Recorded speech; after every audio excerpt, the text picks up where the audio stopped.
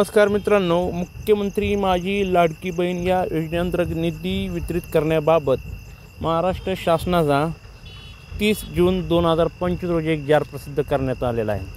अत्यंत आनंदाची बातमी आहे। हा जाहीर आपण सविस्तर पाहूया। महाराष्ट्र शासन महिला व बाल विकास यांच्यामार्फत दिनांक 30 जून 2025 रोजी हा जाहीर प्रसिद्ध करण्यात आलेला आहे। प्रस्तावना राज्यातील महिलांच्या आर्थिक स्वातंत्र्यासाठी, त्यांच्या आरोग्य आणि पोषणात सुधारणा करण्यासाठी आणि कुटुंबातील त्यांची निर्णायक भूमिका मजबूत करण्यासाठी महाराष्ट्र राज्यात मुख्यमंत्री माझी लाडकी बहीण योजनेची अंमलबजावणी करण्यात येत आहे।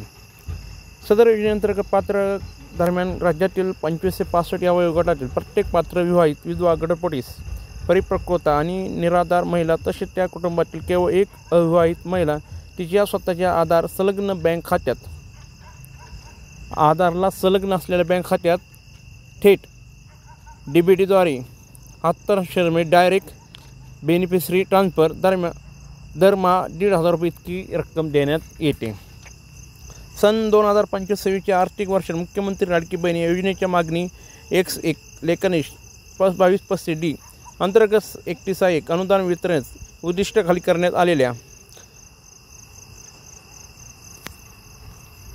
28,290 कोटी इतक्या अर्थसंकल्पीय तरतुदीनुसार 28,84,0 कोटी अक्षरी 2,984 कोटी इतका निधी पात्र लाभार्थ्यांच्या आधार संलग्न थेट खात्यात 70 डायरेक्ट बेनिफिशरी ट्रान्सफर म्हणजे DBTद्वारे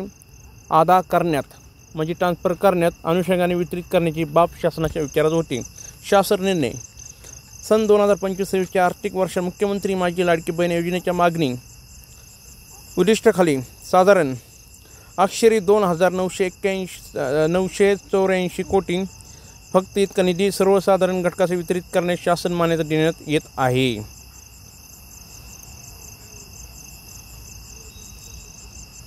अत्यंत महत्त्वाचा निधी वितरित करण्यात आलेला आहे मुख्यमंत्री लाडकी बहीण योजनेअंतर्गत। हा व्हिडिओ जास्तीत जास्त शेअर करा, व्हिडिओला लाईक करा आणि यूट्यूब चॅनलला सबस्क्राईब करा। जय हिंद, जय महाराष्ट्र।